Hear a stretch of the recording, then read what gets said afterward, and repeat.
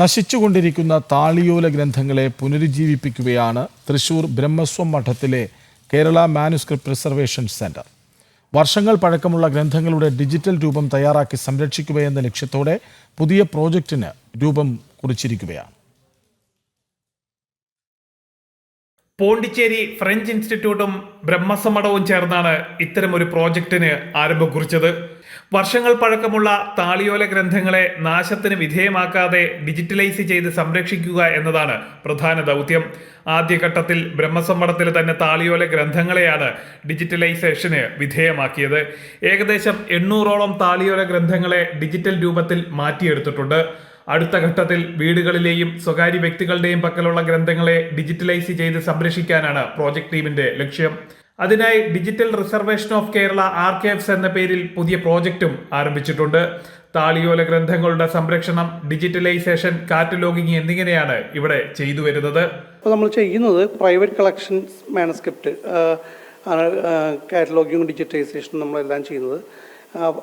നമ്മളൊരു പ്രൈവറ്റ് കളക്ഷൻസിൻ്റെ ഒരു ഫാമിലി നമ്മൾ കണ്ടെത്തി കഴിഞ്ഞാൽ, ആ കളക്ഷനെ കണ്ടെത്തി കഴിഞ്ഞാൽ അവരെ ആദ്യം കോണ്ടാക്ട് ചെയ്തുകൊണ്ട് അവരുടെ അനുമതിയോടുകൂടി അഗ്രിമെൻ്റ് വെച്ചുകൊണ്ട് അവിടുത്തെ മാനുസ്ക്രിപ്റ്റ് 100ഓളം മാനുസ്ക്രിപ്റ്റ് അവിടെ ഉണ്ടെങ്കിൽ ഏകദേശം ഒരു 30ഓളം മാനുസ്ക്രിപ്റ്റ് ഇൻസ്റ്റാൾമെൻ്റ് ആയിട്ട് ആദ്യത്തെ 30 മാനുസ്ക്രിപ്റ്റ് കൊണ്ട് കൊണ്ടുവന്ന് അത്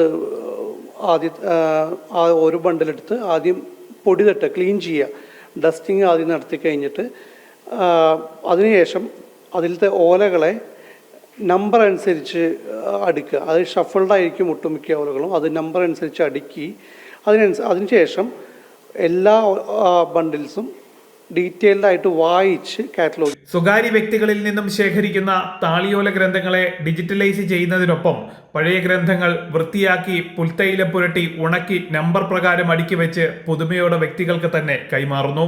ഒപ്പം അതിന്റെ ഡിജിറ്റൽ രൂപം ലൈബ്രറിയിൽ സൂക്ഷിക്കുന്നു. ഡിജിറ്റൽ ലൈബ്രറിയിലെ ഗ്രന്ഥങ്ങൾ ആർക്ക് വേണമെങ്കിലും വായിക്കാം. അതിനായി ഇവരുടെ QR കോഡ് സ്കാൻ ചെയ്താൽ മാത്രം മതി. കേരളത്തിലെ മാനുസ്ക്രിപ്റ്റ്സിന്റെ സർവേയും പ്രോജക്റ്റിന്റെ ഭാഗമാണ്. ഭാവിയിൽ പഠനത്തിനായുള്ള സർവേ മെറ്റീരിയൽ തയ്യാറാക്കുക എന്നതാണ് ഇവരുടെ ലക്ഷ്യം. ജനം, തൃശൂർ.